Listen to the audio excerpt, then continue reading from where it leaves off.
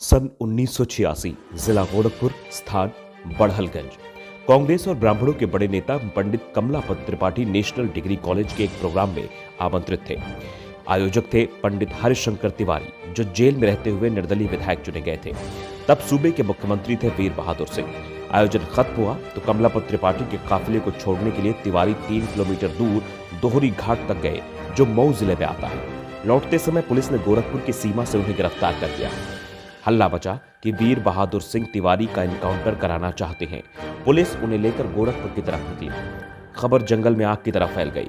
तब मोबाइल का जमाना नहीं था, लेकिन मुख्यालय तक पहुंचते पहुंचते गाड़ियों का काफिला लंबा हो गया। तकरीबन 5000 लोगों ने थाना घेर लिया। उधर कमलापत त्रिपाठी बनारस पहुंचे तो उन्हें पता चला कि हरिशंकर तिवारी को गिरफ्तार कर लिया गया है। उन्होंने सीएम से बात की। इधर पब्लिक मरने मारने पर उतारू थी। जय जय शंकर, जय हरिशंकर के नारे जैसे जैसे तेज होते जा रहे थे, पुलिस पसीने पसीने हुए जा रही थी। आखिर तिवारी को छोड़ना पड़ा। और यही वो पल था जब हरिशंकर तिवारी ब्राह्मणों के नेता हो गए। गोरखपुर को गोरखनाथ की धरती के रूप में जाना जाता था। तब गोरक्षनाथ पीर को कोई चुनौती नहीं दे सकता था, चाहे दिग्विजयनाथ रहे हो या महंत अवैधनाथ। दरबार लगते रहे, वहां से फरमान जारी होते रहे। प्रशासन की हिम्मत नहीं होती थी कि कोई उसे नकार सके। महंत ठाकुर होते, कांग्रेस से उनका कोई लेना देना नहीं होता, वो आरएसएस से जुड़े होते। मठ के आगे सीएम की भी नहीं चलती। 1970 के दशक में गोरखपुर में छात्र नेता हुआ करते थे रविंद्र सिंह। ठाकुरों की ठसक में तो उनमें थी ही, लेकिन लोकतांत्रिक मूल्यों में विश्वास रखते थे। उनके शागिर्द हुए वीरेंद्र प्रताप शाही, जो अपनी बात मनवाने के लिए किसी हद तक जाने की कुव्वत रखते थे। रविंद्र सिंह गोरखपुर विश्वविद्यालय के अध्यक्ष चुने गए। मठ पर पहले से ही ठाकुरों का वर्चस्व था, अब यूनिवर्सिटी में भी दबदबा हो गया। मठ और विश्वविद्यालय मिलकर गोरखपुर को मुकम्मल करते थे। ब्राह्मण पढ़ने में बेहतर थे, ऐसे में हर काम में आगे रहना वो अपना हक मानते थे। हरिशंकर तिवारी को ठाकुरों का वर्चस्व खलता था। उन्होंने परिस्थितियां भांप ली थी। वो कद में छोटे थे, लेकिन दिमाग तेज चलता था। वो प्लान बनाते फिर अमल करते। उन्होंने तय कर रखा कि कब क्या करना है। जो अपना हो गया वो कितना गलत क्यों ना हो, उसे प्रेशर देते रहते थे। उसे प्रेशर देकर कैसे हमेशा के लिए अपने साथ करना है वो बखूबी जानते थे। आदमी को देखकर जान लेते कि ये कितना दूर जा सकता है।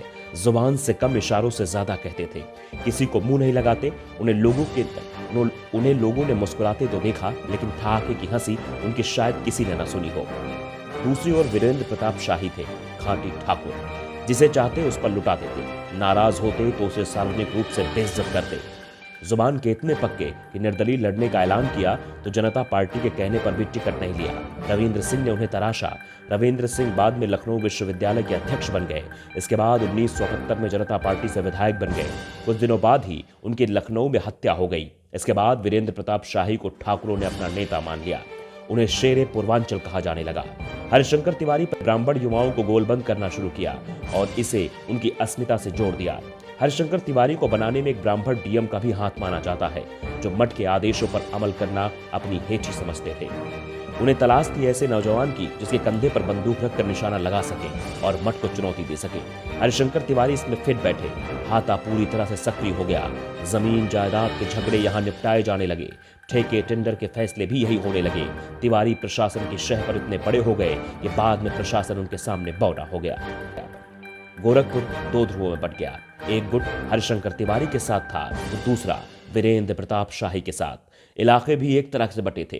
गोरखपुर के आधे हिस्से आजमगढ़, मऊ, देवरिया के ब्राह्मण बाहुल्य इलाके में तिवारी की पकड़ मजबूत मानी जाती थी। महाराजगंज और ठाकुर बाहुल्य गांवों में वीरेंद्र शाही की